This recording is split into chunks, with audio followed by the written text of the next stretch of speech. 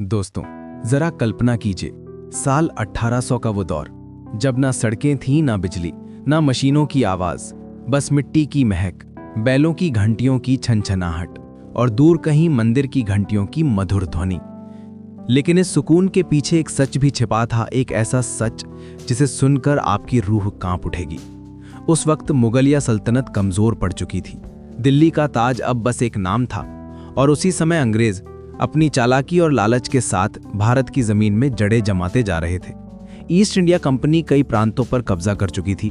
लोग डर में जीते थे और धरती पर जैसे एक नई आंधी आने वाली थी, एक ऐसी आंधी जिसने भारत के इतिहास की दिशा ही बदल दी। लेकिन दोस्तों, इन सब के बीच भारत का आम आदमी कैसे अपनी छोटी सी दुनिया में जीता था? कैसी होती थी उनकी सुबह, कैसी होती थी उनकी उम्मीदें, कैसी होती थी उनकी मजबूरियां? यही कहानी आज मैं आपको महसूस कराऊंगा। सुबह का सूरज उगते ही लोग खेतों की ओर निकल जाते थे।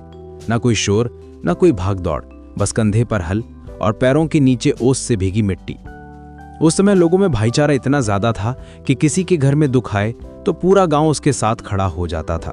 बुजुर्गों की बात पत्थर की लकीर होती थी। गांव छोटा था पर रिश्ते बहुत बड़े थे। पहनावे की बात करें तो आदमी धोती और गमछा पहनता था और बच्चे नेकर या छोटा कुर्ता।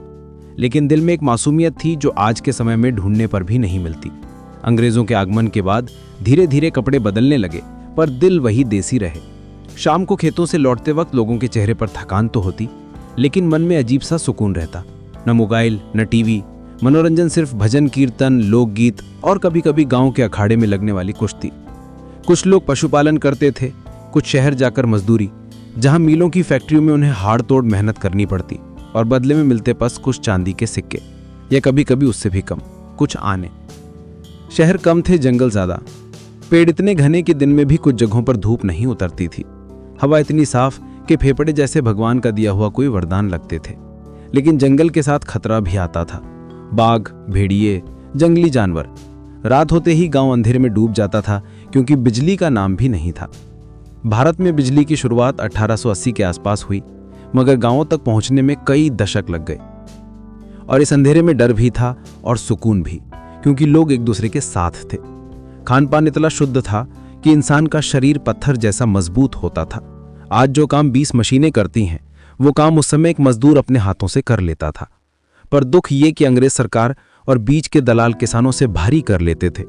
बहुत से किसान कर्ज और गरीबी में टूट जाते थे, लेकिन लोग तब भी मुस्कुराते थे, क्योंकि उम्मीद उनको चलाए रखती थी। शिक्षा कम थी, कुल आबादी लगभग 16 करोड़ थी और स्कूल बहुत कम। केवल 10% लोग पढ़े लिखे माने जाते थे और लोग पैसे से ज्यादा चीजों का वस्तु विनिमय से आदान प्रदान करते थे, जैसे अनाज के बदले कपड़ा या दूध के बदले कोई औजार। और फिर आया साल 1857, जिसने भारत की रगों में उबलता खून वापस जगाया। बादशाह बहादुर शाह जफर, जो कभी दिल्ली की शान थे, अब अंग्रेजों द्वारा कैद कर लिए गए थे। एक तस्वीर आज भी उनकी कहानी कहती है, जहां उन्हें कैप्टन हटशम के सामने ले जाया जा रहा है। दोस्तों, 1800 का भारत सिर्फ इतिहास नहीं, वो हमारे पूर्वजों की मेहनत, उनका संघर्ष, उनका सुकून, उनकी दुख तकलीफों और उम्मीदों का मिला जुला संसार था। आज हम जो भी हैं वो उनकी वजह से हैं। तो दोस्तों, कैसा लगा आपको वो पुराना भारत? क्या आपको भी कभी लगता है कि काश हम एक दिन के लिए सही उस दौर को अपनी आंखों से देख पाते? अपनी राय जरूर बताइएगा।